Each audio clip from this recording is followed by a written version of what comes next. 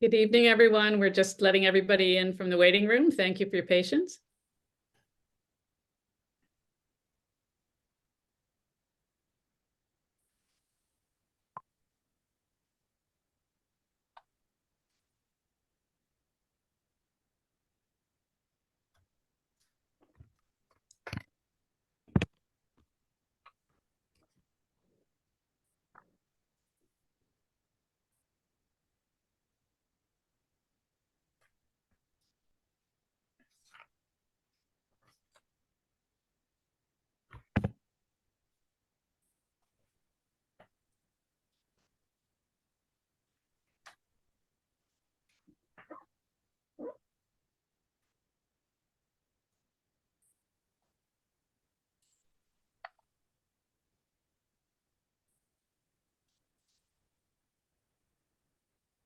Okay, I'm sure more people will join as we get started, but my name's Claire Card. I'm a member of the Outreach and Education Committee for Saskatoon for the federal NDP. I'm very pleased to have everyone join us here tonight. We're very excited about our recent progress on some issues. I'm going to begin with a land acknowledgement. This is just my personal statement. Awakotowin. I'm a settler that was born on the land of the Haudenosaunee people, the people of the Longhouse. And I invite all of us today on this call to reflect on the land that we were born on, that we live, work, and benefit from, that has been cared for by centuries by our Indigenous family members. I seek to walk the path of reconciliation together with people in the sacred land and throughout the world to recognize our shared humanity and find peace. I fight for truth and justice to remedy the harms of the colonial project. Let us together open ourselves to truly listen and learn and seek justice for all. I honor our ancestors in the living sky and the knowledge keepers who teach me their stories about this beautiful land, our clear water, our restless wind, our resilient people, and all the creatures who share this place. This evening, we will have closed captioning and the session is being recorded. I'm going to spend just a few seconds now introducing our fabulous group of panelists.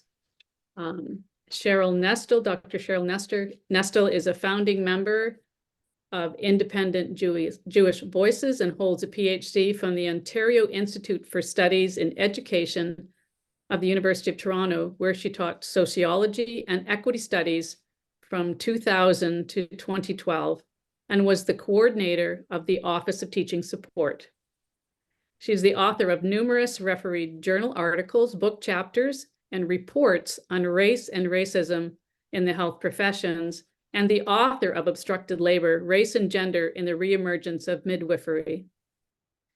She's the winner of Canadian Women's Studies Annual Book Prize for 2007, and she recently completed a groundbreaking research report unveiling the chilly climate, the suppression of speech on Palestine in Canada, written with Rowan Gaudet, and she surveys the impact of harassment, intimidation, and suppression of speech on Palestine on faculty, students, and activists in Canada.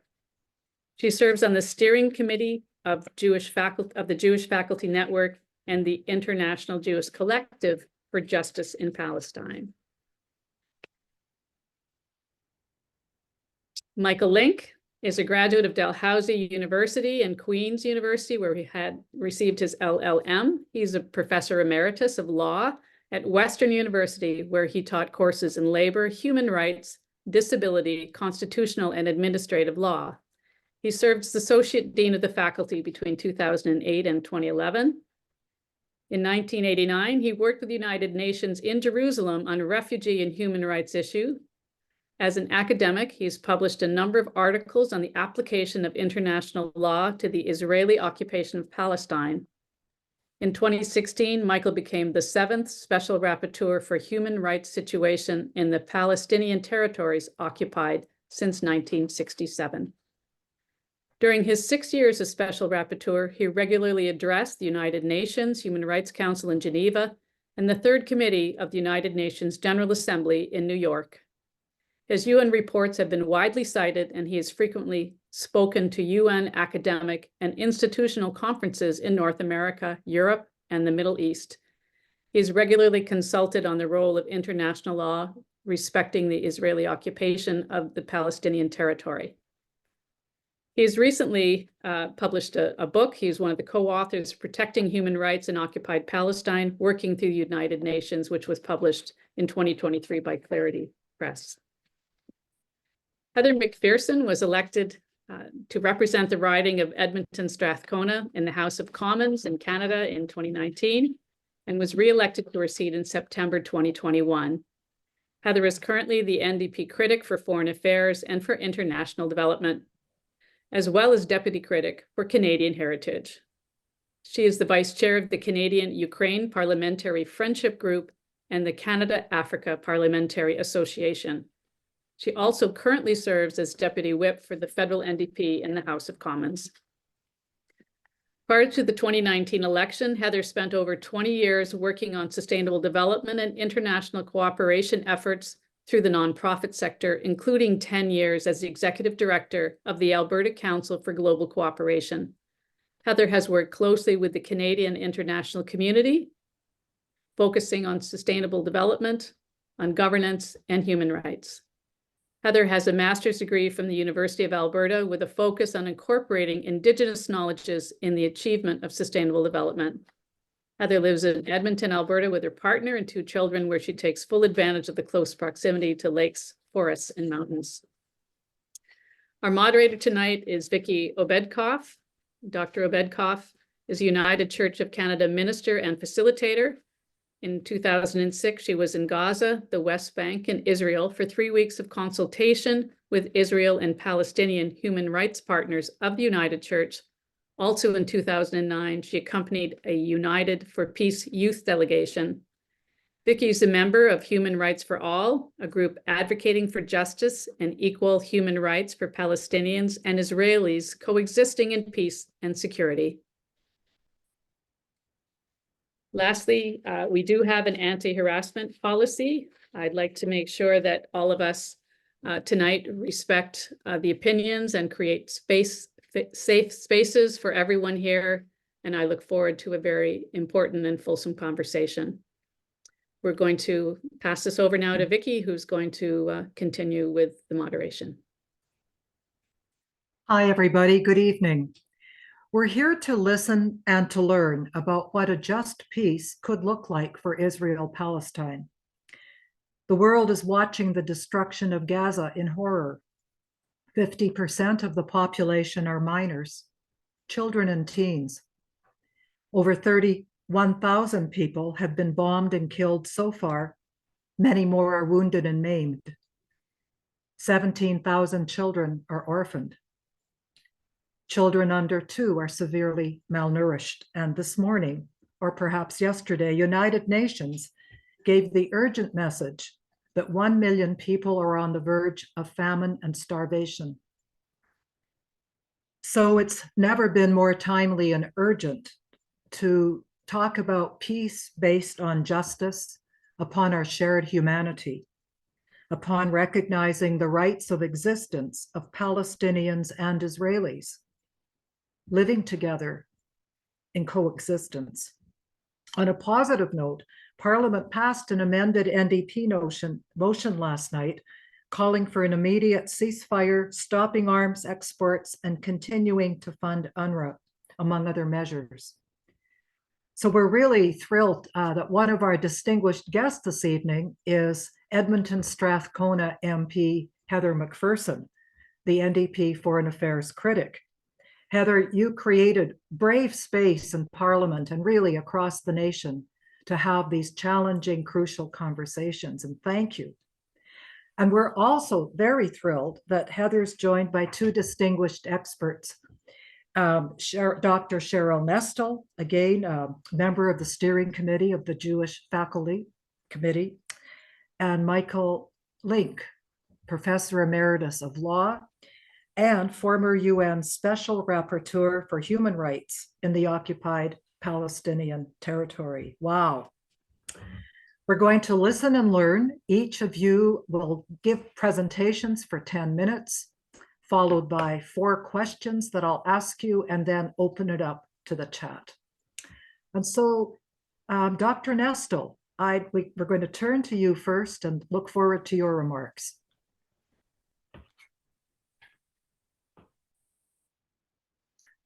Here we go. Unmute. Unmute. Ah. Thank you, Vicki, very much. Okay. It's great to be here, particularly after last night.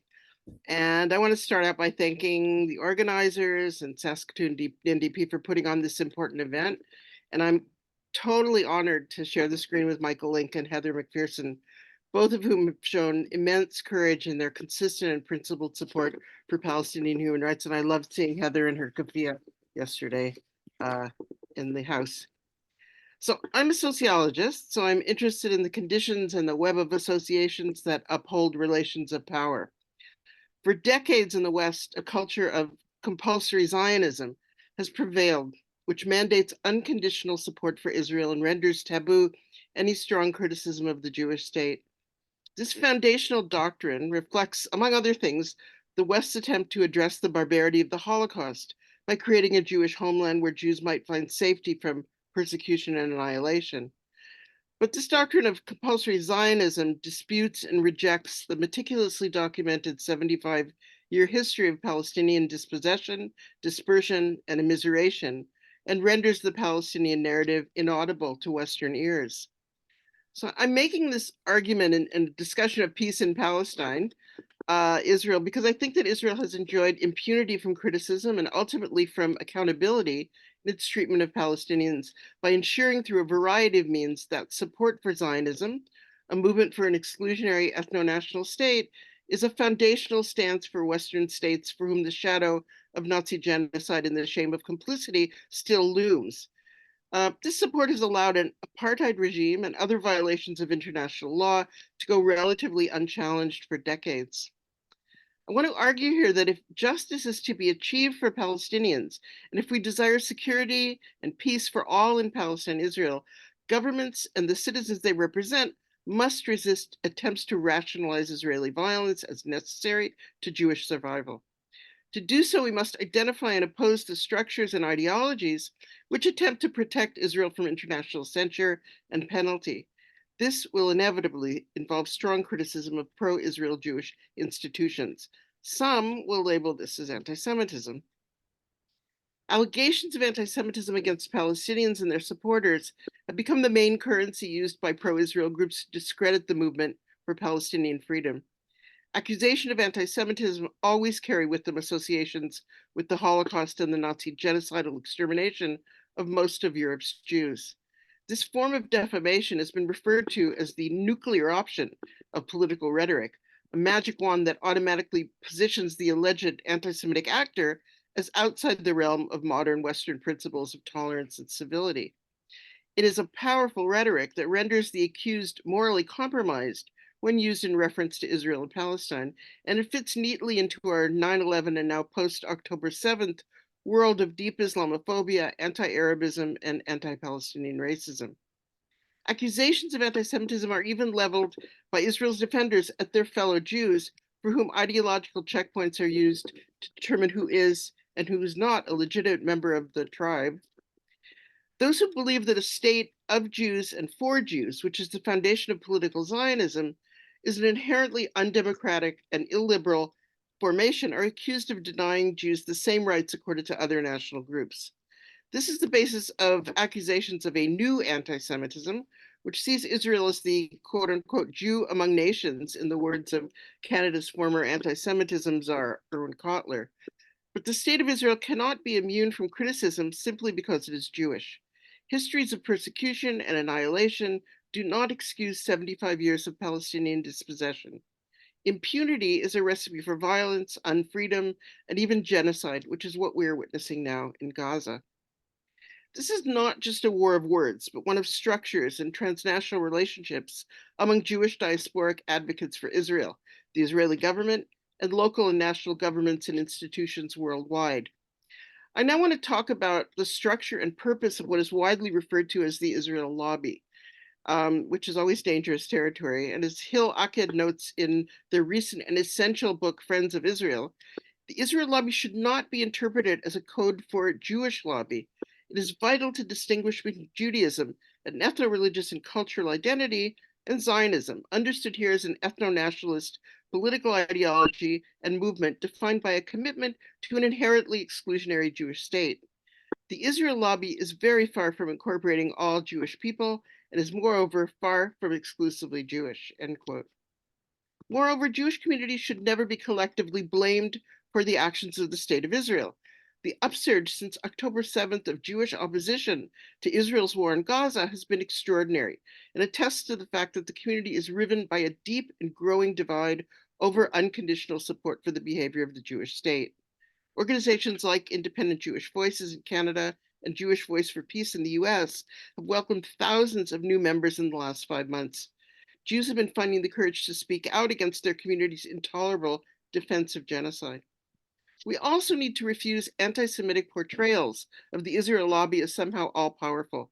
The passage last night of the NDP bill on Palestine, even in its watered-down formulation, is proof that despite strenuous efforts to defeat the bill, the Israel Lobby is not invulnerable. It would seem that the millions marching in the streets to end the genocide have significantly swayed public opinion, and this is not lost on our legislators. While organizations such as the Center for Israel and Jewish Affairs, Friends of Simon Wiesenthal Center, and B'nai B'rith present themselves as grassroots organizations representing Canadian Jews, they maintain extensive links with Israeli government agencies. In the wake of the failure of Oslo, the eruption of the Second Intifada, and the widely acknowledged accusations of apartheid by international and Israeli human rights groups, Israel has faced a public relations crisis, which has turned into a full-blown PR catastrophe since October 7. One early response to this situation was the formation in 2010 of a coalition of international Jewish groups, the Global Coalition for Israel, established by the Israeli government and the World Jewish Congress to coordinate collaboration between the Israeli government and Zionist groups worldwide, albeit in a process that has remained relatively secretive. Initially run by the now defunct Israeli Ministry of Strategic Affairs, responsibility for this coalition now tellingly resides with the Ministry of Defense. As I've mentioned, many Zionist organizations have extensive connections to Israeli institutions, and their campaigns are deeply influenced by Israeli strategies aimed at countering pro-Palestine discourse and activism, among them an aggressive push for governments, schools, and civil society organizations to adopt the International Holocaust Remembrance Alliance working definition of anti-Semitism, a document that has been rejected by hundreds of prominent Jewish scholars, dozens of Jewish organizations, and dozens of Jewish organizations as a threat to freedom of speech and academic freedom, and antithetical to free and open debate about Israel and Palestinian human rights. The original purpose of the definition was to provide a common set of guidelines for researchers, agencies, and governments monitoring incidents of anti-Semitism in Europe. While its origins are commonly misrepresented, the working definition was principally drafted and negotiated by pro-Israel advocacy groups, not scholars of Jewish history or anti-Semitism. The IHRA consists of a short but confusing definition, but the real problem is the 11 examples of anti-Semitism, 7 of which have to do with Israel, including, quote, denying the Jewish people their right to self-determination, claiming that the existence of a state of Israel is a racist endeavor, comparing Israeli policy to that of the Nazis, applying double standards to Israel by singling it out for attack, and not criticizing other democratic countries' human rights violation alongside Israel's. To be sure, this definition is predicated on a disavowal of Palestinian existence, a denial of the Palestinian right to self-determination, and a repudiation of the fundamental human right to protest state repression and violence. Pro-Israel advocacy organizations, in collaboration with various government bodies and officials, have succeeded in having the IHRA adopted by hundreds of local and federal institutions, including city councils, school boards, and sports organizations. Presented as not legally binding, the adoption of the IHRA has raised pressing legal questions about how it might be used to punish those who violate its precepts. Recognizing the IHRA as a threat to academic freedom, the Canadian Association of University Teachers unanimously voted to reject its adoption by university administrations. Support for the IHRA has been posited by many Zionist organizations as the true test of whether an institution is sufficiently opposed to anti-Semitism. In a few short years, argued the American Association of University Professors, the IHRA working definition of anti-Semitism has gone from being an obscure document known to a few people to a game-changing instrument of policy and an effective tool of censorship that functions in many contexts like a piece of legislation with major implications for discussions of Israeli politics. There are numerous other examples of how pro-Israel organizations claiming to represent the entire Jewish population of Canada exert influence on government actors. My time is limited, so I'll highlight one disturbing example. A federal anti-Semitism summit held in 2021 made it abundantly clear that the federal government is highly responsive to the wishes of the Canadian Israel lobby. Freedom of Information requests confirmed that the federal government consulted only with Israel lobby groups in planning the summit. No scholars who might have commented independently, unions or other groups like Palestinians that might be affected by or are opposed to the IHRA were permitted to attend or speak. The IHRA gives pro-Israel lobby groups a tool to persuade government and other institutions to clamp down on criticism of Israel at a time that there is increasing recognition of Israel's violation of Palestinian human rights. Moreover, the claims that it is a consensus document and that the quote-unquote Jewish community demands it is patently deceptive. I'd like to bring in one more example, and that of the role of pro-Israel organizations in campaigns of harassment and intimidation against those who advocate for Palestinian human rights on our university campuses. As was mentioned, in 2022, the Independent Jewish Voices published a 100-page research report entitled Unveiling the Chilly Climate, the Suppression of Speech on Palestine in Canada. In all, we collected 77 testimonies from Canadian university faculty and students from 21 universities. Interviewees recounted that their experiences included political intervention into hiring, attempts to prevent access to event venues, and the attempted cancellation of public events on Palestine, as well as targeting and doxing. Faculty respondents reported restrictions on academic freedom, self-censoring of expression on Palestinian human rights, discriminatory treatment by academic publishing platforms, harassment by pro-Israel advocacy groups and media outlets, attacks from colleagues, political interference by university administration, classroom surveillance by pro-Israel student groups, and anti-Palestinian and anti-Arab racism. Fully half of the academics we interviewed reported being targeted by campus pro-Israel Jewish student groups and or by external pro-Israel advocacy groups. 10 faculty indicated they had been victims of prolonged smear campaigns initiated by these groups. We need to become more mindful of how the suppression of speech on Palestine and of the Palestine Solidarity Movement through threat and intimidation and through collaboration between state actors and Israel advocates works to justify and prolong the oppression of Palestinians. Disingenuous and duplicitous accusations of anti-Semitism in response to valid criticism of Israel need to be refuted so as not to obscure the very real threats posed by rising Jew hatred by the white supremacist right. But that does not mean that we should tolerate anti-Semitic expression when heard from those who would defend Palestine.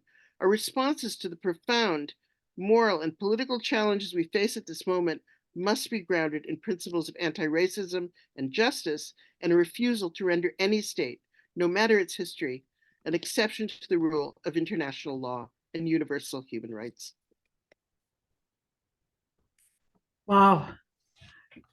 Thank you, Cheryl. There's a lot to unpack. I gave up trying to take notes. I would have missed things. Thank you very much. And there'll be an opportunity for questions later. Michael, over to you. Okay, thank you very Last much. heard you talking about the ICJ's decision. I'm going to go through a couple of points, 7 in total, and I'm going to see if I can do it within the time allotted to me. And I'm going to end off with discussing the ICJ decision, the decision of the International Court of Justice. What I want to do is go through what I think are 6 key points that everybody should know in trying to understand and unpack the 75-year-old conflict between Palestinians and Israelis, and the current 57-year-old occupation by Israel of Palestine. So my 6 points are these. Number one, the international community, and particularly the United Nations, has accepted on a regular basis that it has a permanent responsibility for supervising the Israeli-Palestinian conflict, or more particularly the Israeli occupation of Palestine, and bringing it to a just conclusion. In his 2012 memoirs, which I highly recommend, Kofi Annan, the former UN Secretary General, stated, and I'm quoting, "As I told the Security Council before I left office in 2006, the Israeli-Palestinian conflict is not simply one unresolved problem among many. No other issue carries such a powerful, symbolic, and emotional charge affecting people far from the zone of conflict." So if we unwind and go to 1947, when the very new United Nations was handed its first major international issue, this wound up being the first when it voted in 1947 to partition Palestine to a Jewish state and an Arab state. This was its first major decision in its two-year history, and quite arguably its first major mistake. You know, the conflict has since become, in many ways, the most international of international conflicts, and it will almost certainly remain at or near the top of the world's agenda until it's finally resolved in all its aspects. The second point I want to say is the conflict between Israel and Palestine is a highly unequal struggle.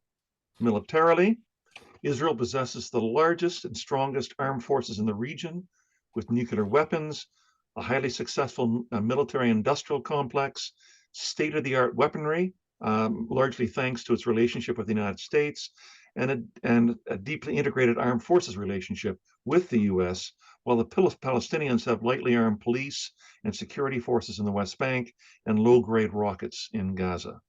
Economically, Israel enjoys a European level standard of living with a gross national product per capita in 2023 of $58,000 American, which is more than 14 times higher than the Palestinian GDP per capita of $4,000 per capita. Diplomatically, Israel can count on the enduring support of the world's sole remaining superpower, as well as the more benign support of Canada and the European Union, all of which tends to count for far more in international relations than the large voting majorities, predominantly from the developing world, from the global south, which backing the Palestinians in the UN General Assembly. Territorially, Israel is the overwhelmingly dominant military and political power between the Mediterranean Sea and the Jordan River, while the Palestinians possess only municipal-like authority within confined and fragmented patches of land. The only area where there's parity, if you like, is on demographics, where the population of Israeli Jews and Palestinian Arabs in Israel and Palestine, between the river and the sea, is roughly 7.2 million each, with the Palestinians gaining on the Israeli Jews and probably surpassing them in the next several years, which this only serves to highlight the very stark differences in democratic rights and social power. My third point is that the international community has established a detailed framework for the administration and resolution of the Israeli-Palestinian conflict anchored in international law, which enjoys broad international acceptance. As Kofi Annan stated in 2002, and I quote again, "There is no conflict in the modern world today whose solution is so clear, so widely agreed upon, and so necessary to world peace as the Israeli-Palestinian conflict." The source of this framework is found in the hundreds of resolutions adopted by the leading organs of the United Nations, the UN Security Council, the UN General Assembly, and the UN Human Rights Council, that have overseen the conflict. Accordingly, under international law, the prolonged Israeli occupation must fully and finally end. Both Palestinians and Israelis are entitled to live in peace and security and to the right of self-determination, including secure, sovereign, and viable states within the boundaries of Mandate Palestine. All of the more than 300 Israeli settlements in East Jerusalem and the West Bank are not only a flagrant violation under international law, but they're a war crime under both international law and Canadian law. East Jerusalem has been illegally annexed by Israel and remains occupied territory. The Palestinian refugees from the 1948 and the 1967 wars have the right to choose to return to their homeland. And Gaza is an integral part of Palestine. It remains occupied, and the Israeli blockade over the last 17 years is a prohibited form of collective punishment. Fourth, Israel, with the frequent support of the United States, has been able to successfully insist over the last 30 years since the start of the Oslo peace process that any negotiations with the Palestinians are to be conducted outside of the framework of applicable international law and the prevailing international consensus, notwithstanding the imperatives of the rules-based international legal order. This has enabled Israel to maintain an obdurate bargaining stance with its endgame of securing its claims to East Jerusalem and to most, if not all, of the West Bank settlements, while tolerating, among some, but not all Israeli leaders, a Potemkin statelet for the Palestinians with no meaningful space or sovereignty. This has been a troubling paradox. While there's been no conflict in the world where the UN has pronounced with as much frequency and as much detail on the framework for international law for conflict resolution, this framework has rarely ever informed the various Oslo-related peace plans starting in 1993 and going to the 2020 Trump Peace for Prosperity plan. Keep in mind this: at its heart, this conflict is not a quarrel between intractable neighbors. It's not a clash arising from ancient hatreds. It's not an irreconcilable struggle that's anchored either in ethnicity or in religion. It is, rather, a conflict over the denial of fundamental collective and individual rights marked by the domination of one people over another, and its solution lies in the realization and protection of these fundamental rights for both Palestinians and Israelis. Fifth, in recent years, the Israeli occupation has been metastasizing into something much more harsher and more virulent: the permanent alien rule of one people over another, encased in an entrenched two-tier system of unequal rights and laws, segregated communities, separate networks of roads, and the asymmetrical access to property, social employment rights based entirely on nationality and ethnicity. Legal scholars, including Israeli academics, have pointed out that under international law, an occupation must be: one, short-term and temporary; two, it must be conducted strictly in good faith in the best interests of the population under occupation; three, the occupying power must return in the territory it's occupying in its entirety to the sovereign, which is the people under occupation, as soon as reasonably possible; and four, the occupying power gains absolutely not a single square inch of any of the occupied territory to claim sovereignty over. Prime Minister Benjamin Netanyahu, in contrast, has expressly stated on a number of occasions that he opposes the creation of a Palestinian state. None of this has received serious international pushback from the global north. A number of human rights organizations, including, and in addition, UN human rights experts, MOA, and prominent international and regional civil society bodies have said that the occupation is curdling into 21st century apartheid. My sixth point is that the decisive factor missing in both the 5-decade-long occupation and the much longer conflict anchored in decisive events in 1947 and even earlier in 1917 has been the unwillingness of the international community to impose accountability.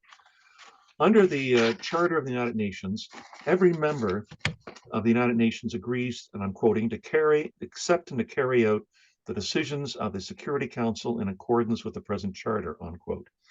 Yet in the face of scores of Security Council resolutions and hundreds of General Assembly resolutions reaffirming the principles of international law applicable to the occupation, Israel has remained adamantly resistant to international direction. When encountering a defiant state, the international community has created for itself a substantial menu of legal tools to challenge such insubordination and bring the recalcitrant state back within the rules-based international order. Israel has been shrewd in its assessment that the international community, particularly the United States, the European Union, and other members of the Western Alliance, including Canada, have lacked the political will to insist that Israel comply with its international obligations. As a result, it has rarely faced meaningful consequences for its truculent behavior. As the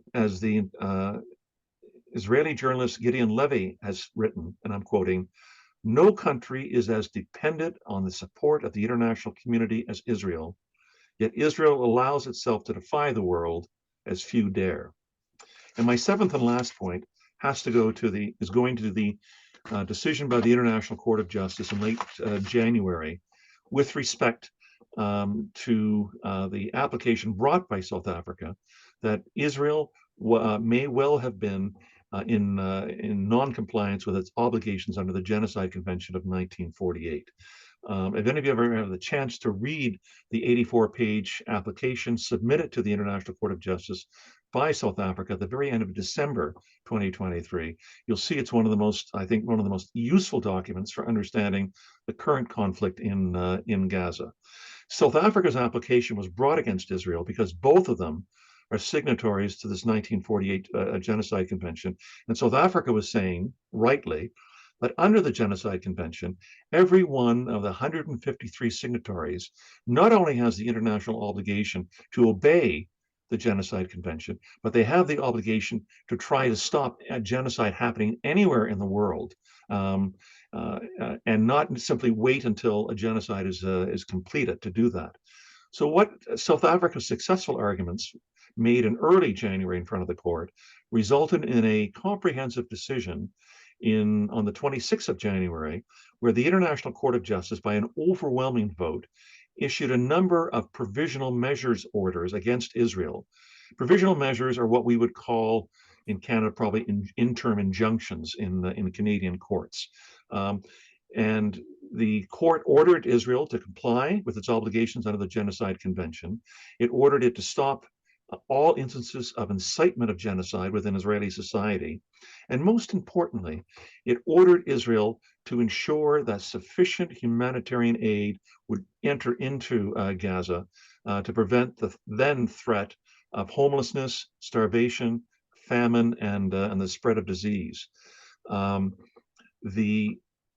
one hole in the heart of the decision was that the International Court of Justice did not issue an order for a ceasefire, though South Africa, I think, correctly argued that there was no way that Israel could comply with the provisional measures ordered by the court unless there was a ceasefire. Keep this in now. The orders issued by South Africa, by the court against Israel, are legally binding, but in international law, the International Court of Justice does not have an army. It does not have police. The only way in which its orders can be, in fact, enforced has to go via the political route, to go through the Security Council, where Algeria, a member of the Security Council, brought a resolution in mid-February demanding a ceasefire.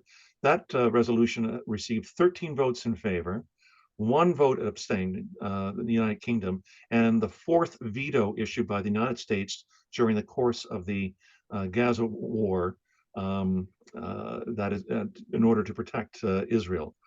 South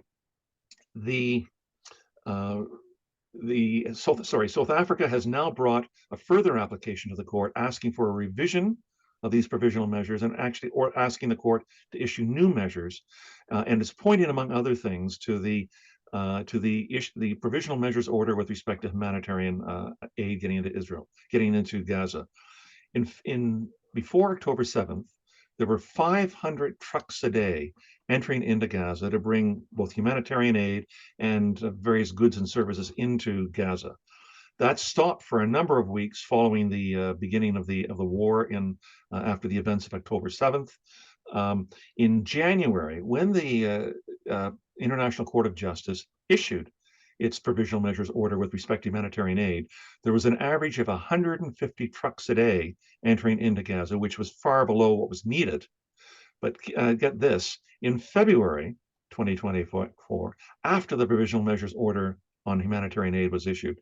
Less than 100 trucks a day were getting into Gaza with respect to aid. We now, as has been said, are having frequent calls, not only by leading UN humanitarian officials, but also by virtually every single international humanitarian organization and human rights organization working in Gaza, saying that we're now, every one of the 2.2 million Palestinians in Gaza is food insecure, and half the population has now reached phase 5 of the international standard for measuring extreme levels of starvation. And I have to tell you, there is no phase 6 with regards to that. So let me conclude there. I'm sure there's lots more to talk about, and I'm sure I, like Cheryl and Heather, would be happy to answer questions that may come up in the aftermath of our presentations. My goodness, Michael, thank you very much for that profound history and education on the provisional measures right now. Heather, it's over to you now. Thank you. I have to just say, first of all, that the experts that we just heard from, my goodness, I am not an expert. I am not a lawyer.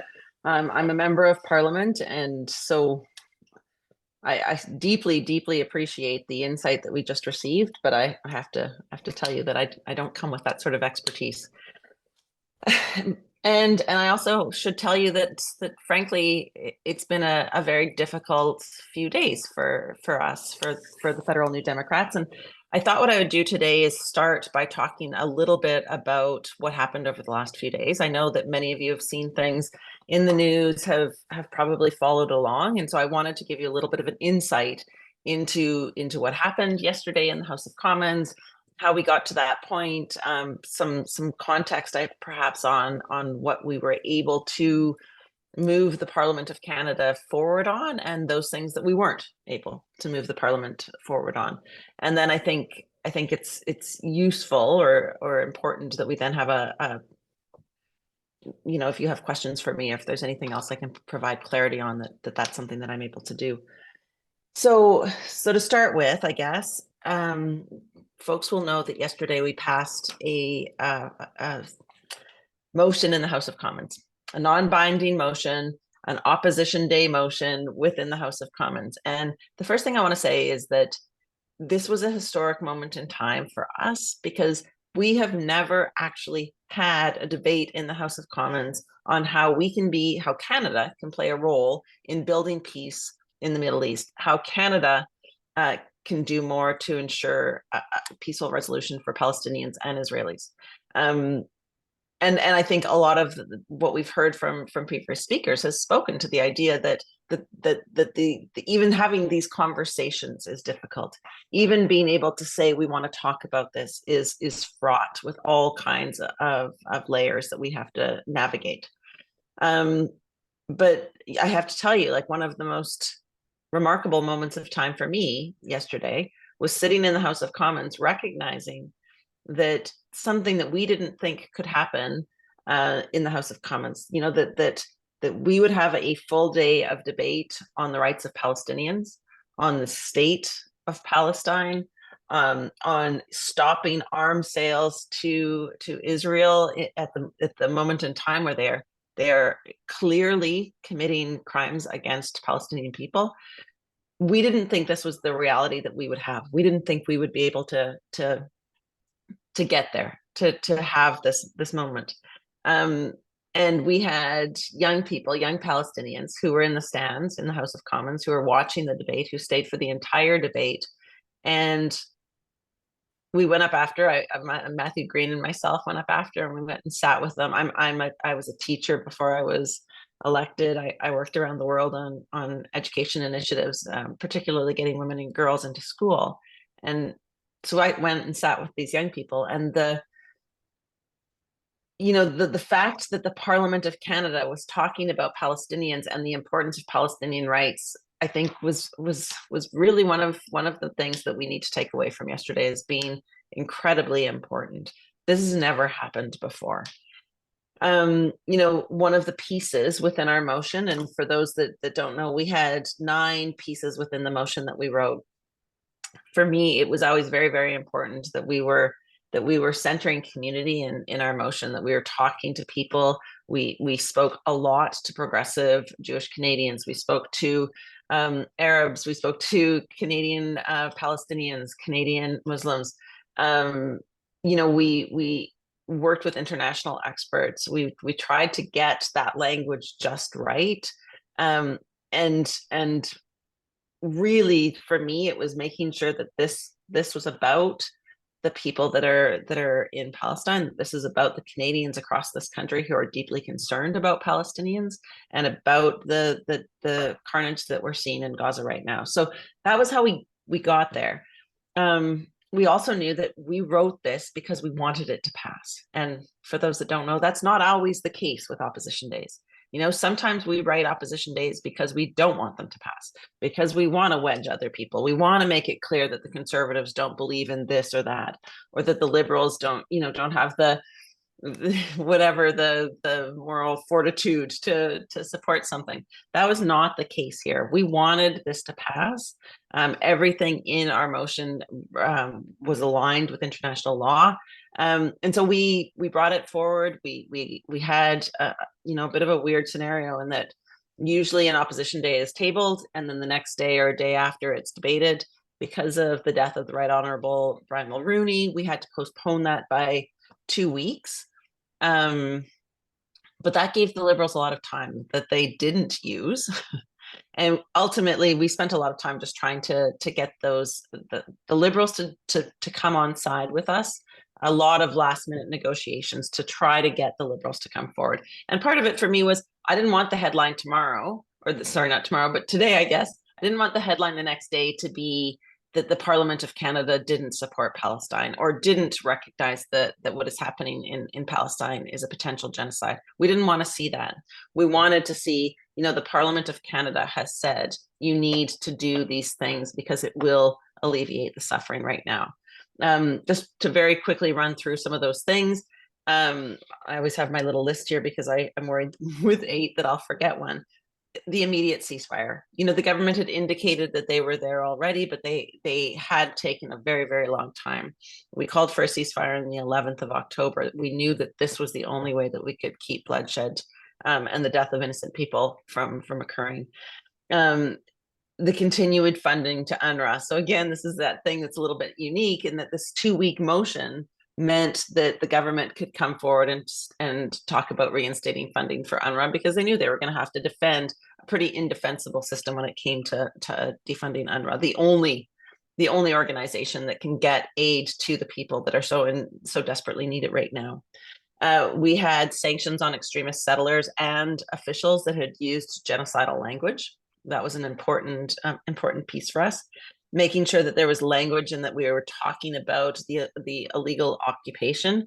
One of the things that we hear regularly is that this started on October 7th, that this conflict started on October 7th, that there was a ceasefire before October 7th. And that's of course not true. This is a conflict that has been decades in the making, that will require a recognition of wrongs that have been committed prior to October 7th as well. We talked about making sure that there was support for the ICJ and the ICC. Michael Lynk has just spoken a lot about how important that was. And for us, making sure that Canada understands that we needed to have our parliament have real discussions about the fact that right now, Canada is applying international law differently in different contexts. And the world is watching. And it puts our government officials in difficult situations. It's difficult for us to have any moral authority going forward when we apply international law, humanitarian law, human rights, if we apply them differently, if we recognize them differently for different people.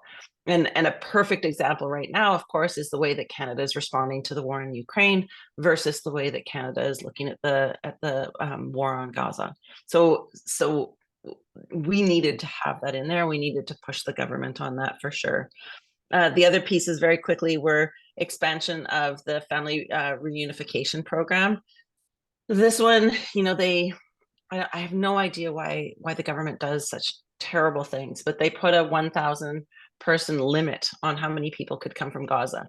Again, it's that, you know, if you are somebody from Palestine and you hear that versus hearing the government of Canada say that we're willing to open our doors to unlimited Ukrainians or 90,000 Afghans, like it's just, I don't understand why you would assign a numerical value to a human life. So that was for us important. I mean, I recognize it's very, very challenging right now to get people out of Gaza, that we need the government to do more. And there's a lot of work that we have not done with regards to our diplomatic corps that would get us there. But I think that's something that even giving some hope to communities across this country that their loved ones can come out of harm's way. And then finally, it was the statehood piece. Now, for those of you, I'm sure you all, if anyone who was following along knows that this is the piece that we lost. And it was because working with members of the Palestinian community, they said, listen, we can fight for statehood in the coming weeks, but right now what we need to make sure that we're not selling arms to Israel. That was the last one I was going to mention, the arms to Israel. We're not, that we're getting humanitarian aid to people that need it, that, those urgent things that could save lives now. So lots of negotiation happened to get there. And ultimately 8 of those things were able to be moved forward. And fundamentally, I think one of the big things for me is that we were able to stop the sale of arms and the provision of military goods, arms, dual purpose goods to Israel, which, I mean, frankly, that's international law. That's Canadian law. We have an arms trade treaty. We should never have been providing weapons to any country that we suspect might be committing human rights abuses. And clearly what we're seeing right now in Gaza is that Israel is committing human rights abuses and war crimes. So that's a little bit about how this happened. We worked with the community and we tried to work with the Liberals, and we were ultimately successful in getting 4 of the 5 parties within Parliament to support that, which is a big thing. One of the things, I'm such a political nerd, but Bernie Sanders today talked about how proud he was of the Canadian Parliament for being able to move some of this stuff forward. And for Palestinians, for those 13,000 children who've lost their lives, who've been killed in this recent conflict, for the 30,000 at least Palestinians who've lost their lives, I think Canadians from coast to coast are asking us to do more, are asking us to stand up and find ways for Canada to play a role on a peaceful resolution. I'll just end really quickly by saying that we've not given up on some of the things that weren't able to be passed in the motion. We're going to continue to work on statehood for Palestinians. We're going to continue to work on making sure that officials who have used genocidal language are held accountable. All of these pieces are things that we will continue to work on, all while recognizing that this is a horrific time for people right now, for our Jewish Canadian community, for our Palestinian Canadian community, for people around the world watching the bloodshed and the loss of innocent lives. And I'm trying to find space for people to feel that pain and also see some hope. But happy to answer any more questions about what's been happening in the House the last couple of days. Heather, that was just outstanding. We are also very proud of you, to use Bernie's words. I bet you people have lots of questions. We actually have prepared 4 questions and to ask the panelists. I'm going to go to Cheryl first and ask you to respond, and any of the panelists could also respond if you choose.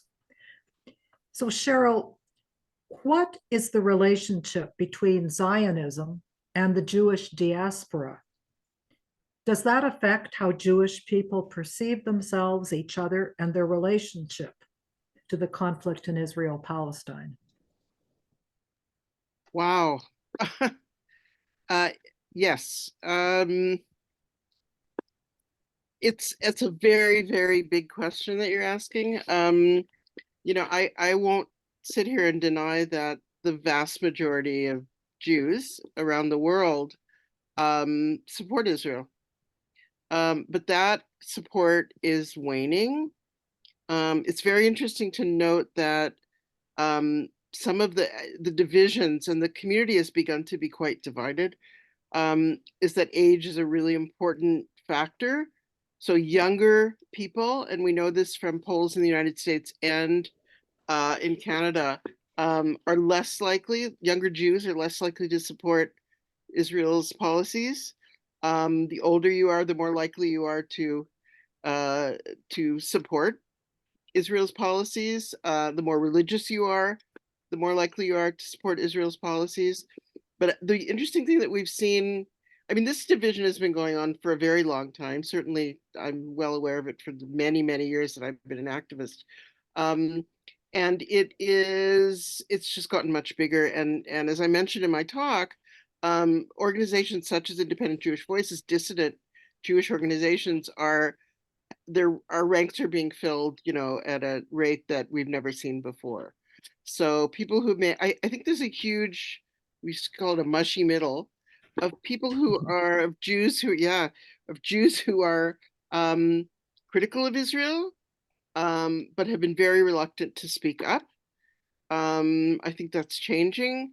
One of the dynamics that we see is that a lot of people are having tremendous difficulty within their own families and communities and their workplaces when they try and speak of this. Like, it's not possible, to have a measured conversation in a lot of these places. A lot of people I know are just, they put a stop on any conversations around Israel and Palestine within their family gatherings, etc., because it has really caused a lot of division.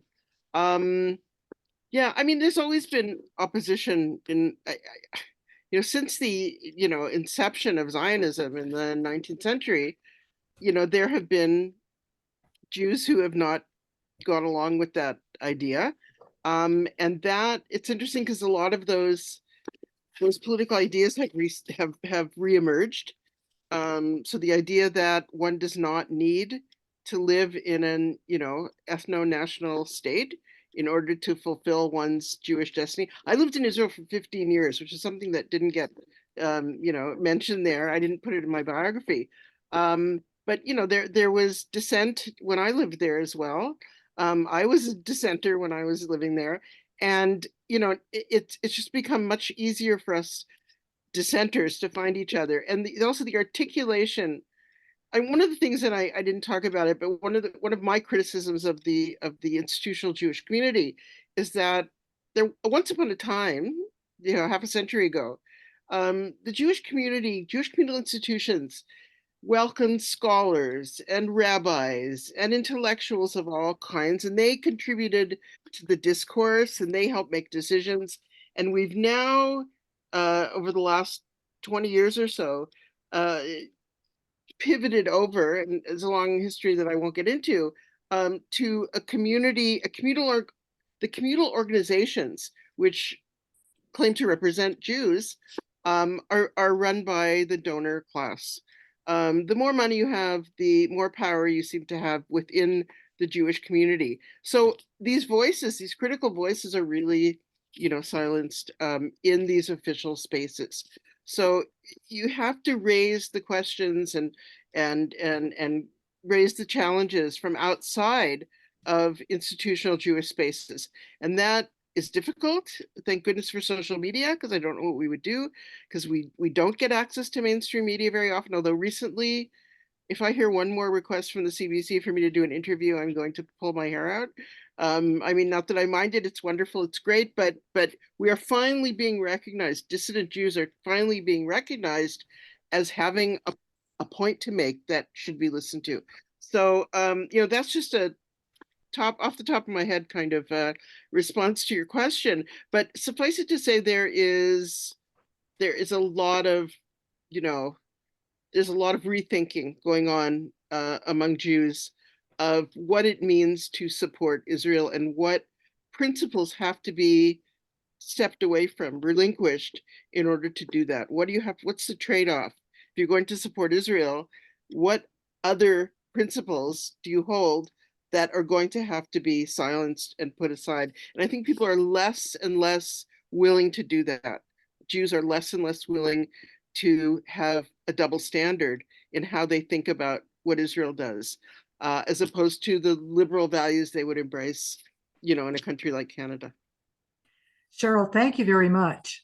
I would have normally invited more comments, but I'm going to go shoot over to Heather here. Heather has to go shortly, and I'll ask your question.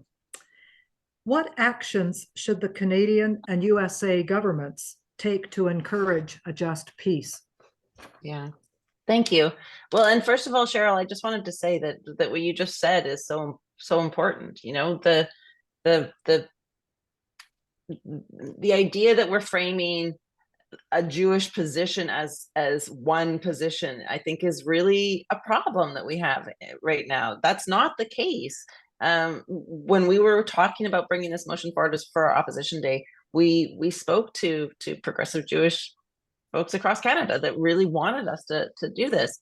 But I do want to just take a moment as well to recognize, like, there is so much trauma in the Jewish community in Canada and around the country, around the world, and in our Palestinian community. Like, there's just so much trauma. Like, we still also cannot lose sight of the fact that on October 7th, there was the biggest loss of Jewish life since the Shoah. Like, these are hard conversations because this is such a difficult time, because we are seeing such violence and such pain and across our country. And so I do think we need to make space for that.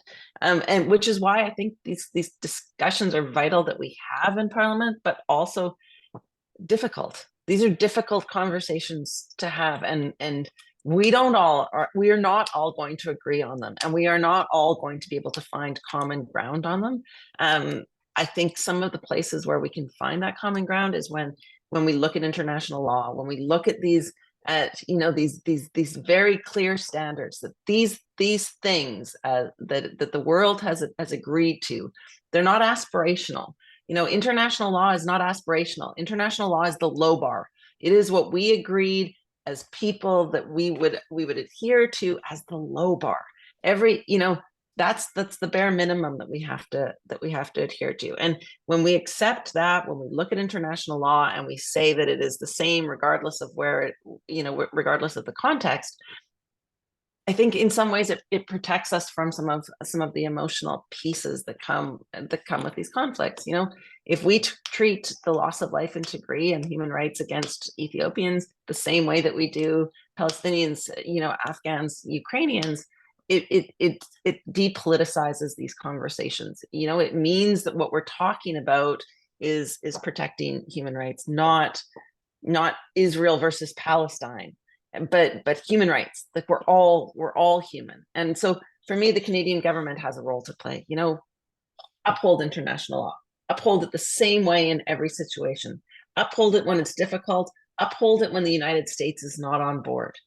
We today are celebrating Brian Mulroney and the death of a prime minister. And there are many things I did not agree with Brian Mulroney on, but he went against the United States and supported South Africa again, to push back against the apartheid that was happening in South Africa.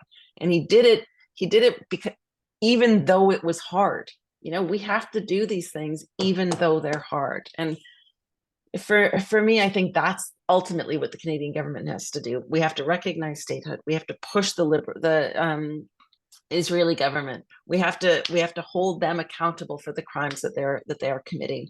Of course, we'll hold Hamas accountable. They're a terrorist organization. We all, some of the stuff that we see, with Melanie Joly actually sanctioning Hamas. Well, they're illegal in this country. They're already sanctioned. There's I think there are pieces that we can do as a country, making sure that we're supporting the ICC and the ICJ, making sure that we're adhering to our arms trade treaty and not selling arms to states that could be complicit in human rights and abuses and war crimes.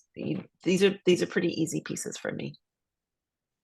making sure people can come to Canada when they need safety.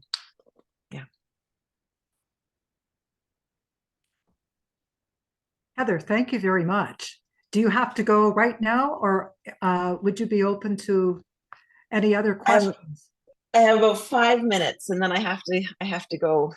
Can we take a question before we go to Michael? Can we take a question from our participants for Heather? Yes, of course. Sorry, Michael. That's okay. I'm not sure the mechanics of this. Is someone looking in the chat box? I wonder if I should be looking in the chat box.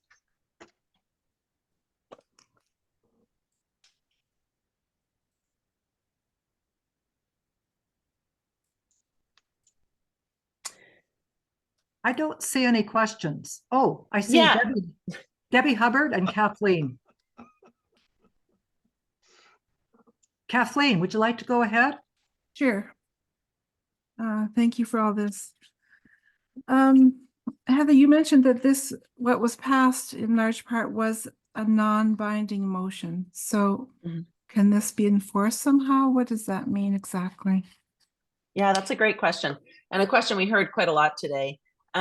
Listen, all opposition day motions, every party gets a certain number of opposition days. It's based on the size of their party. We don't have very many because we're small. But every motion that's brought forward during an opposition day is non-binding.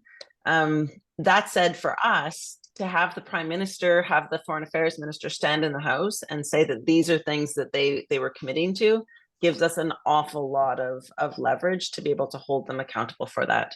The Conservatives, to be perfectly honest, have brought forward, today was one of their opposition days. They have a lot more than us. They have 15, and this was the 14th opposition day on the carbon tax. Frankly, they're not seriously trying to move anything forward. So it is not binding, but because the Prime Minister and the Foreign Affairs Minister did vote yes, it does allow opposition parties to hold their feet to the fire much, much better.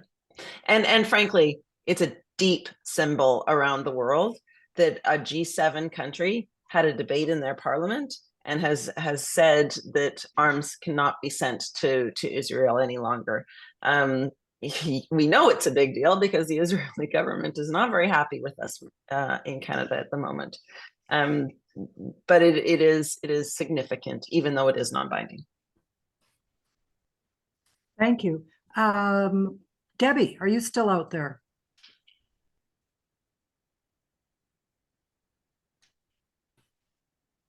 Okay, I don't see other questions in the chat.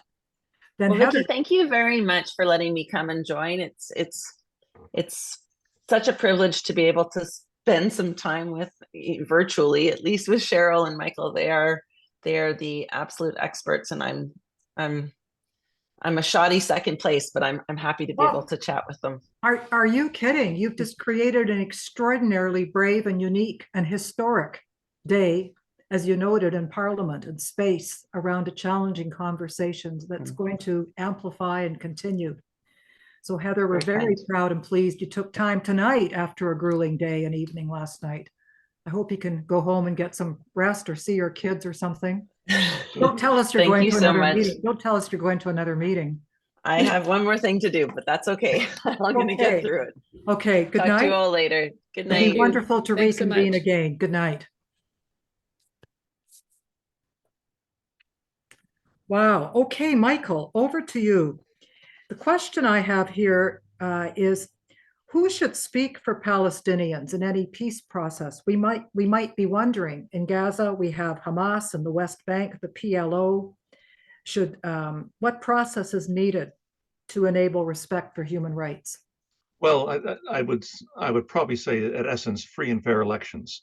There hasn't been free and fair elections for the legislatures, I think, since 2005 or 6, and there were presidential elections a year later with respect to that. So Mahmoud Abbas is 19 years into a 4-year term with regards to this. But please keep this in mind as we consider this, because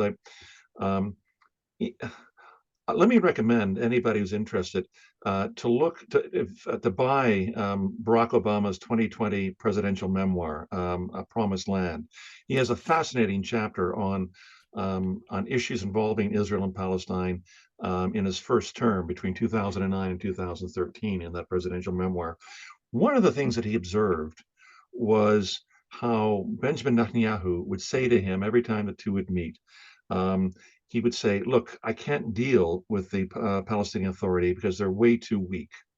And then Obama then added the observation, well, what was curious about his comment, Obama said, was that Netanyahu was doing everything in his power to ensure that the Palestinian Authority remained weak with regards to this.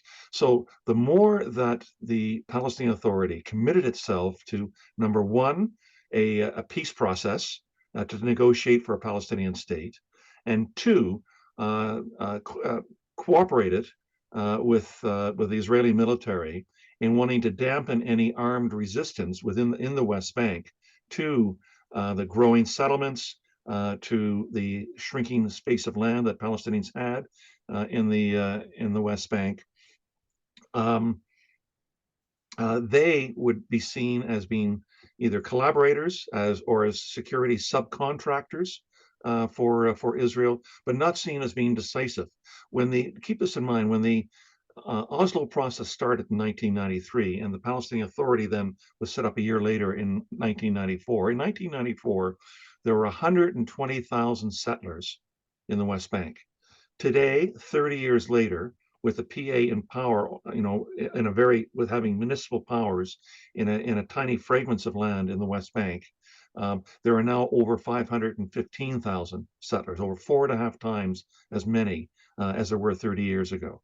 So Palestinians see that the raison d'etre for the Palestinian Authority, i.e. lead us to a genuine Palestinian state, the Palestinian Authority has been unable to fulfill its one primary objective as an organization and an institution. Many Palestinians don't have any favor with the religious ideology of Hamas, nor with some of its tactics and strategy. But they do say at least Hamas, punches Israel back in the nose whenever we feel particularly oppressed. And for that reason, Hamas's support rises, and it has been rising in the 5 months since October 7th, even though many Palestinians will distance themselves rightly from the atrocities that happened on October 7th. So I don't think if Israel ever does manage to completely decapitate Hamas in Gaza politically and militarily, there will be new forms of Islamic political expression, I'm sure, will wind up arising. So it's not as if you can cut off the head of what Israel says is a snake, and that'll be done with respect to this. So the Palestinian polity, the 5+ million Palestinians under occupation, who would live in the territory that would be a Palestinian state, East Jerusalem, the West Bank, and Gaza, would have to decide themselves in free and fair elections. And keep in mind, when the last elections were held in 2006 for a Palestinian legislature, Hamas won those elections. It won with a minority of the vote because Fatah, the other main party, wound up splitting by having a number of different candidates run for the same seats. So Hamas won the elections. They won a majority of seats with a minority of the vote, or a plurality of the vote with regards to this.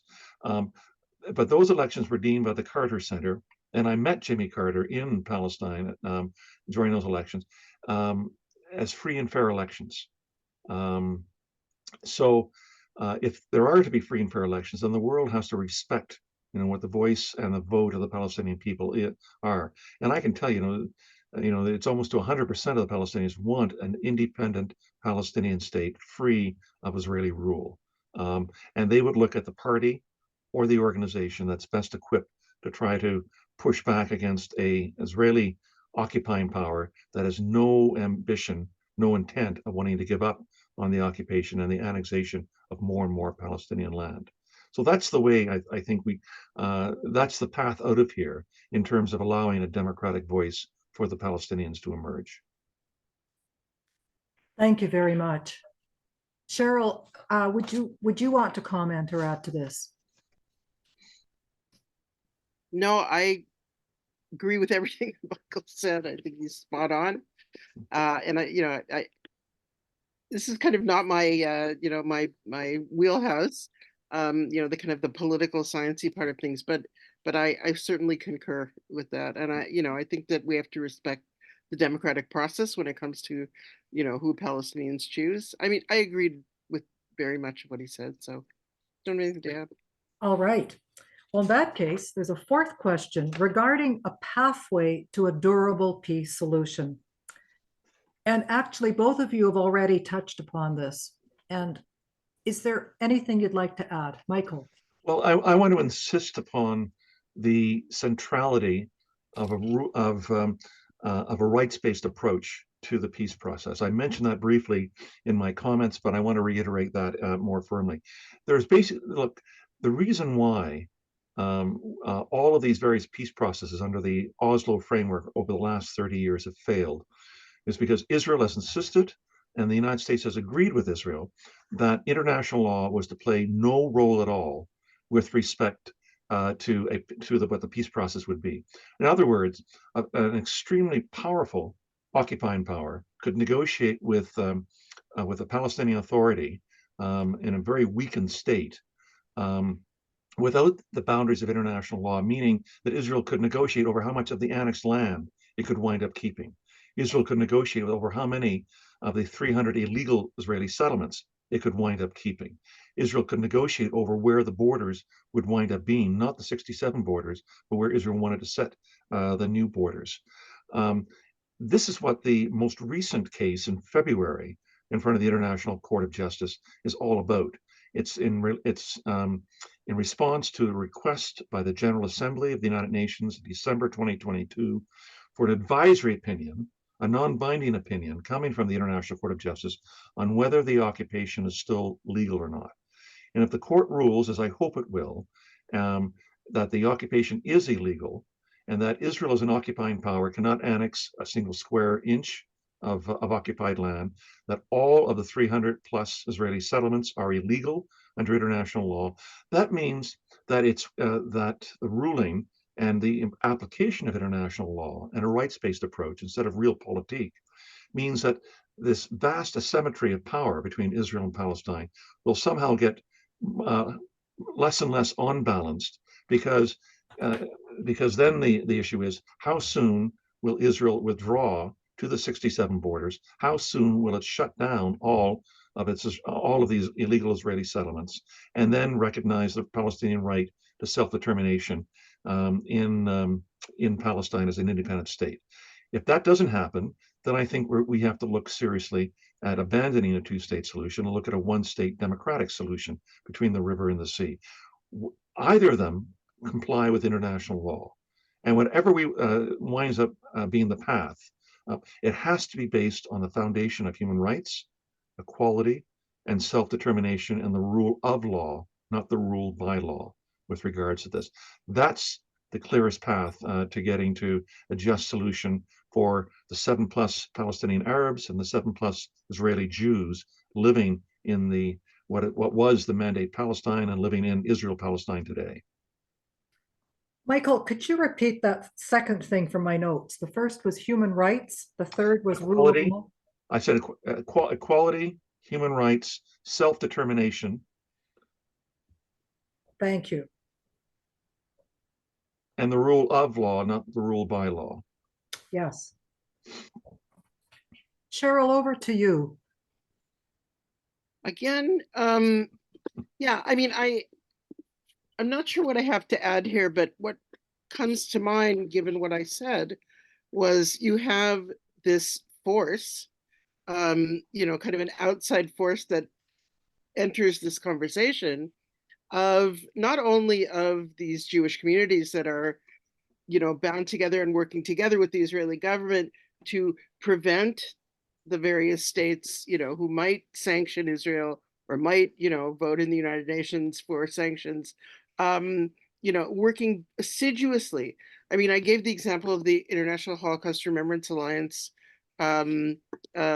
definition of anti-Semitism, which, you know, proclaims or decides that certain kinds of criticism of Israel are not to be uttered. And I think that when you have, and these are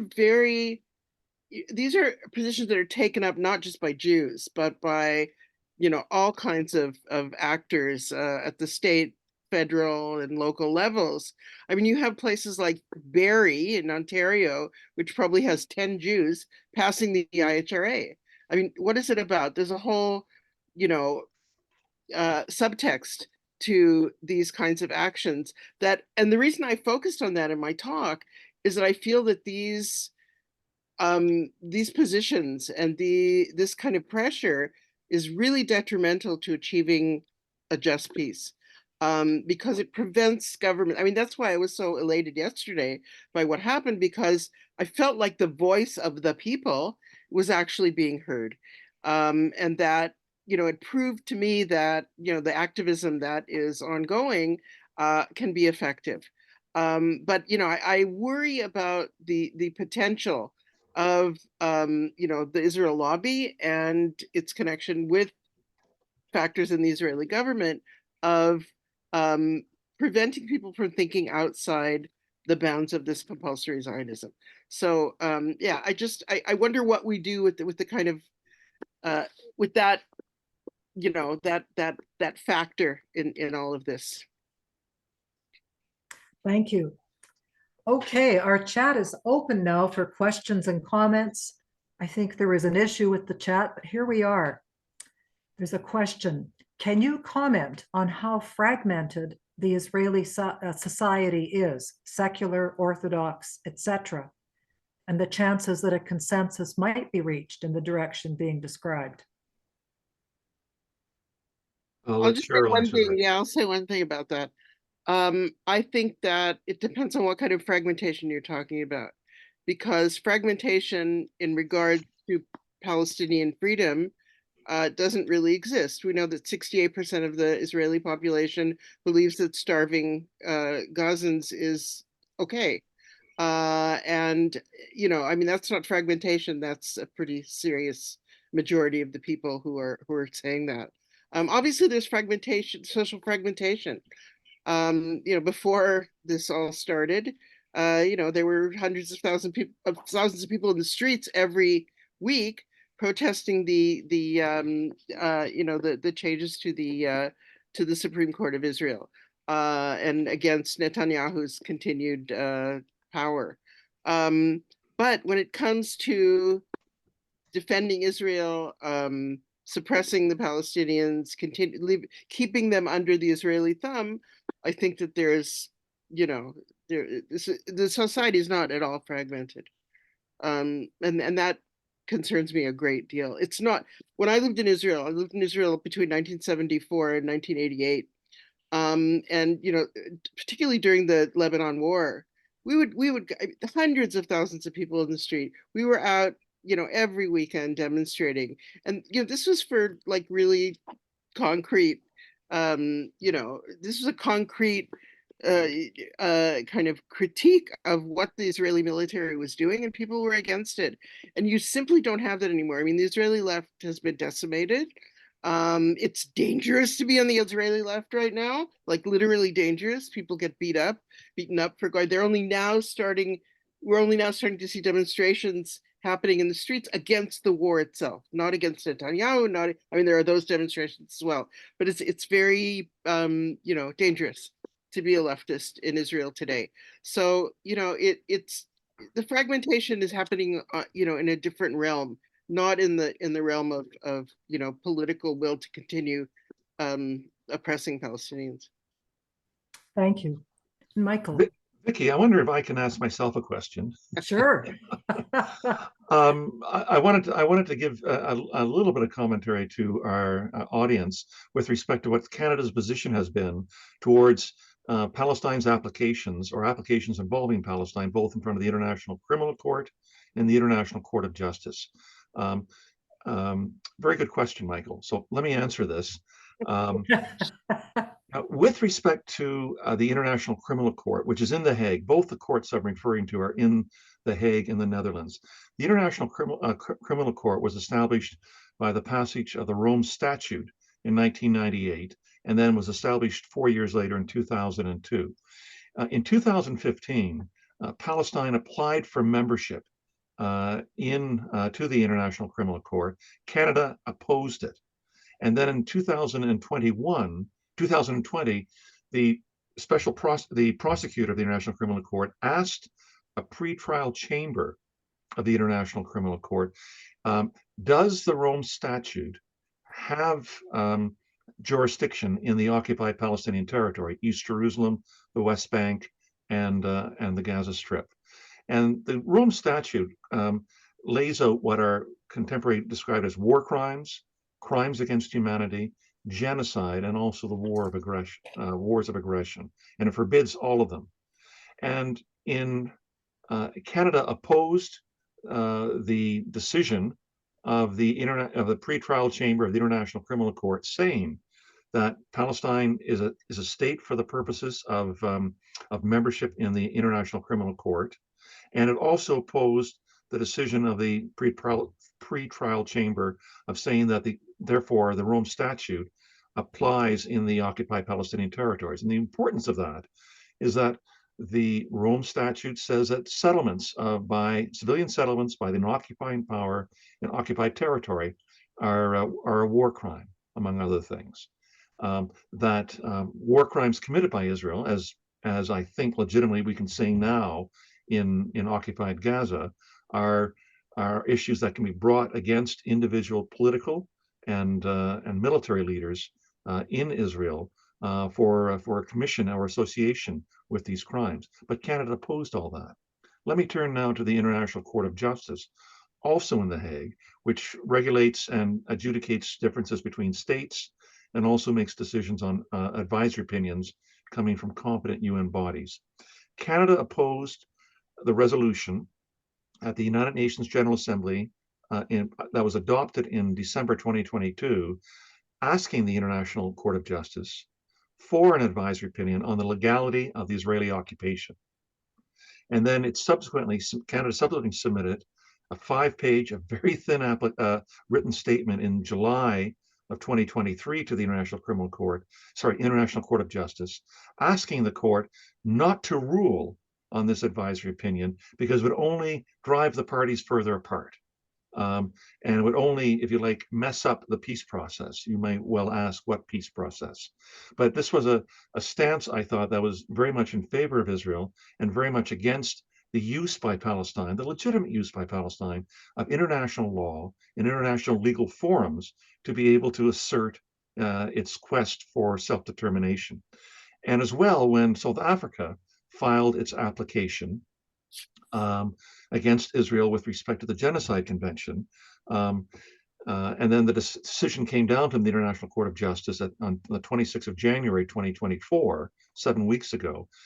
Canada issued a statement saying, while they support the work of the International Court of Justice, it doesn't share the premise of South Africa's application with respect to genocide.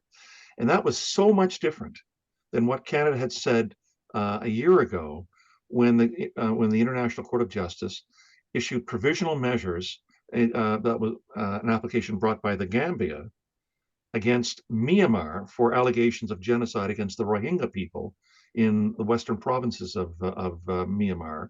When those provisional measures on the very same issue about the plausibility of genocide being committed were issued by the International Court of Justice against Myanmar, Canada joined with a number of other countries to actually say, and I can quote it here. It says, we reiterate that Myanmar must comply with the ICJ's provisional measures order.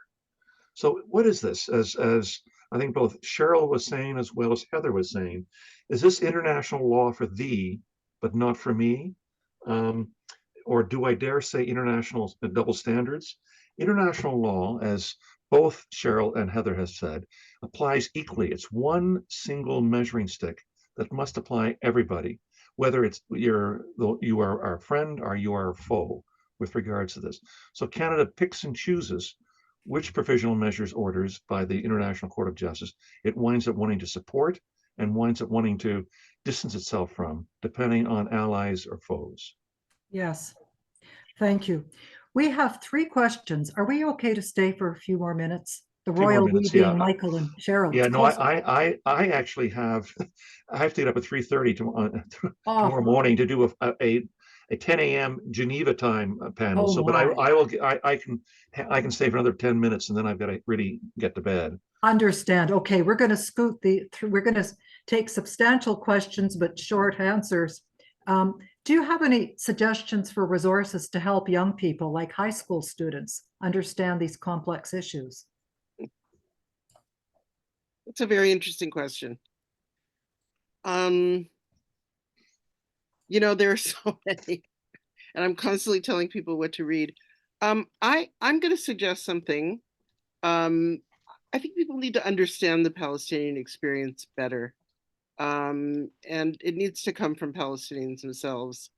My favorite book to recommend to people is My Happiness Bears No Relation to Happiness. I don't know, Michael, whether you've ever read it. It's the biography of a Palestinian poet. And it really, I mean, I thought I knew a lot, but it opened my eyes to actually what the historic experience is of someone who has lived through the Nakba. And I think it's very important for Jews to understand this. You know, there are many there are novels that people can read, but I found this biography particularly important because I think you have to make this emotional connection. The Palestinians have been so dehumanized in so much of the discourse that we're exposed to that it's really imperative for people who care about this issue to rehumanize Palestinians for themselves and to understand, you know, what their history has meant to them. So, and just like as Jews are, you know, always recommend that people read Holocaust memoirs and, you know, other kinds of literature that help them to understand, you know, what the last century has been like for Jews. I think this has to be, you know, people need to take it upon themselves to educate themselves in terms of the Palestinian experience as well. So, I mean, I could recommend, you know, I could turn around and look on my shelves and say, you got to read this and that. The other thing is, you know, Rashid Khalidi's most recent book, 100 Years of Palestine. 100 Years War in Palestine. Yes, which Yeah. is also, it's very personal in a lot of ways. And yet it's highly political, it's very readable.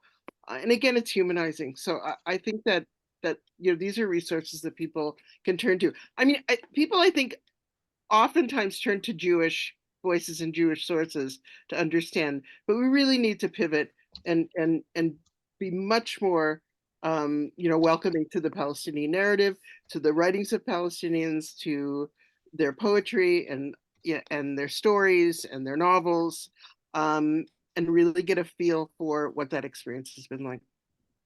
Thank you. How about you, Michael?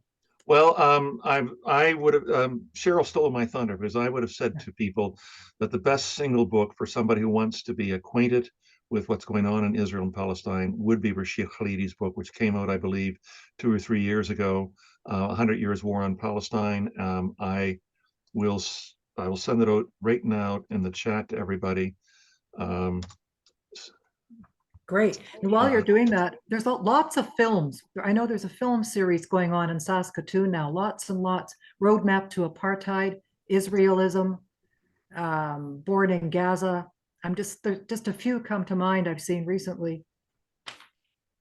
Yeah, and I also would recommend a very new book by an American Jewish author who has lived for a considerable period of time in Jerusalem and worked for the International Crisis Group while living in Jerusalem, named Nathan Thrall, Thrall, A Day in the Life of Abid Salama. And if you type in or Google Nathan Thrall's name, you'll find it. I read everything I can by him. His insights and his political commitment to fairness and justice are simply top drawer. And the humanity that he expresses through this book. Interestingly, this book was published on the 4th of October. And he then on the 7th of October, obviously the atrocities occurred in Israel, and then the war began. And he had arranged for an extensive book tour in the United States and also in the United Kingdom. And over half of his book dates were either canceled or postponed because of this fear of wanting to express something with respect to a voice that was sympathetic to the Palestinians. And this has been something that's been consistent over the last 5 months in the United States and in Canada, where there's been suppression of critical voices of what's going on in Israel and Palestine. Thank you. Next question. Can you comment on the Jerusalem Declaration on anti-Semitism? Sure. I actually was involved in writing the Jerusalem Declaration. It was probably one of the most exciting experiences I've ever had, working with, 20 of the world's, most illustrious experts on Jewish studies and Holocaust and anti-Semitism. It's an imperfect document. The document was written as a retort to the IHRA and an attempt to kind of steal the thunder from the IHRA and possibly take, over the role the IHRA has played in defining anti-Semitism. For those of you who don't know, I mean, you can look it up, Jerusalem Declaration on Anti-Semitism. It basically is the, opposite of what the IHRA says in a lot of ways. It's a better definition, but it also talks about what is and what is not anti-Semitism, including strong criticism of Israel, including being for a one-state solution with, equality for all those living between the river and the sea, and many other things. It's been, excuse me, it has been criticized by Palestinians. It's to some degree in a constructive way. And there was actually one clause at the end that I fought really hard against, but did not win that battle, about to basically recognize not that I wish I had it in front of me so I could quote it better, but there was some discussion of the fact that the document called for self-determination for Jews in historic Palestine, but didn't say anything about self-determination for Palestinians. So this was a bit of a conflict in the group, but altogether I'll tell you what the document is useful for. I use it all the time in my advocacy work. I say that, here it was signed by 350, again, of the most, respected Jewish studies and Holocaust scholars. And I try but again, I mentioned before that there's sort of an anti-intellectualism in the institutional Jewish community that disturbs me greatly.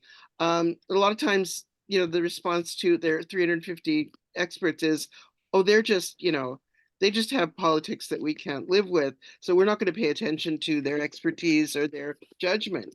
But I find that in certain circumstances, if I'm writing, I will mobilize the examples from the JDA of what is not anti-Semitism to push back against accusations of anti-Semitism with, hopefully some, recognition that these people know what they're talking about.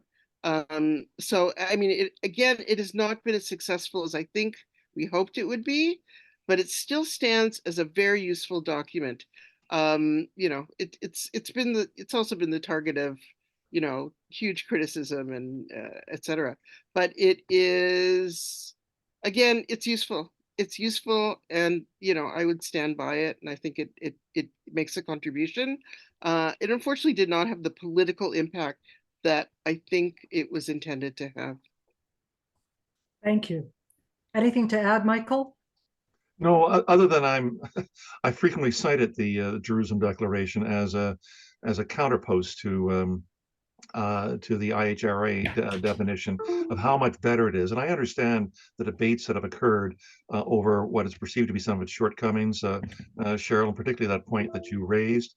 But to my mind, it is day and night with respect to the IHRA definition. And I know there was a battle at my law school where I used to teach over which definition to wind up accepting. And I pushed the Jerusalem Declaration. And the reason I was so happy is that here was an alternative definition that recognized, legitimate rights of Israeli Jews and Palestinian Arabs living there, and was very, very principled with respect to what is and what is not anti-Semitism, and therefore allowed critical voices to say the IHRA definition is not the only game in town with regards to this. And make no mistake, this was not a radical group of people necessarily. Mhm. I was No. there as the representative of the anti-IHRA activists. And, I frequently got into, some discussions with people who didn't see it my way. But, the give and take was excellent. And I think the way some of these, arguments were resolved was very good. And like I said, it was a highlight for me being able to be in the room with all these people and hear these discussions and contribute. So if you haven't looked at it, please do, because it gives you a lot of talking points if you are confronted with people who support the IHRA. Thank you. Our last question, followed by an announcement. What hope do you have for Palestinian political leadership emerging post-Abbas, following Israel's assassination and imprisonment of many political players over the years? If I can start first on that, when I was special rapporteur, and particularly even afterwards, because there's a very busy afterlife for being a former special rapporteur on this issue. I had learned my lesson in the first couple of years I was special rapporteur. I would give these fact-filled, law-filled speeches for 40 minutes about how bad the situation was, how important international law was, and how much international law was being sidelined and ignored with respect to this.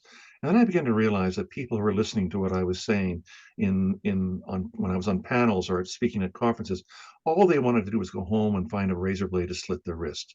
And I had to leave people after, so I with hope. And then I began to change my speeches so that I would give 35 minutes of doom and gloom of what was happening, but I wanted to end off with something that was positive. And this is what I'll say.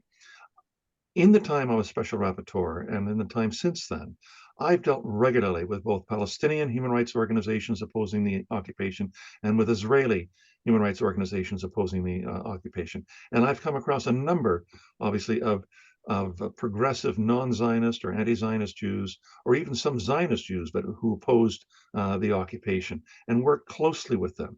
And I can tell you that among Palestinians living in Israel-Palestine opposing the occupation, and among Israeli Jews who oppose the occupation, they speak the same language. They are all anchored in international human rights law, in the ideas of equality and self-determination, and full respect for each other. That's my hope for the future. I know that they, particularly in Israeli society, they are a tiny minority, and their numbers have gotten smaller, as Cheryl has said, over the last 30 years as the left in Israel has been decimated. But that remains my hope, that because they believe in the vitality of international human rights law, that they believe in each other's humanity, that they can foresee a common humanity with each other and a common prosperity going into the future. Wonderful. We're going to end with an announcement, and I'm going to look back to Claire to thank both you, Michael, and Cheryl, if that's okay. So Kathleen from Saskatoon says the Palestinian community and CJPME are organizing a nationwide day of protest for peace for Palestine on April 27th from Saskatoon. Please network and participate. I must also say that some of us will be going on a Gaza ceasefire pilgrimage, an initiative that's being hosted by the Mennonite Church and global churches, and open and welcoming to people of all faiths, no faith, come and walk with us. So if you're interested, you can contact me. That happens this weekend. Yeah, I just want to thank all of our speakers tonight. I can't tell you how much we appreciate your time and your wisdom, your heartfelt insights into the conflict. You're our heroes. We value and appreciate you, and we thank you so much for joining us tonight in this conversation. It means very much to me personally to have your time, and thank you deeply. And let me just say in return, how thankful I am for being invited. I deeply admire the work of Heather McPherson. I deeply admire the work of Cheryl Nestle. They're both doing God's work in their own way in advocating for peace and for justice. And to see that the NDP has really come on board, both with the work that the NDP Federal Caucus has been doing in Ottawa, culminating in the resolution last night, and what individual riding associations like yours are doing. I'm immensely grateful that the word is being spread. And I, in turn, want to thank the organizers too of this event, the Saskatoon Federal NDP, Claire among them, Tanya from the federal office, Jacob Godzilla. Who else was part of that? Cheryl Lodeman, Kathy Sproul. Kathy Sproul. Yes, thank you. And coming from our chat box from Nettie Weed, this was a brilliant panel. Thank you so much for this informative, compassionate webinar. And Eric says, thank you so much for this evening's work and discussion. I could go on for hours. This is really great. Of course, I'm in Saskatoon. It's 11 o'clock your Michael time. has to go Thank to you. bed, yeah. I hope, let's meet again online, can we? Okay, I'm game. Yeah, okay. thank you. Blessings and solidarity. Bye, and All the thank you best. again. All the best. Okay. Thank you. Bye. Bye.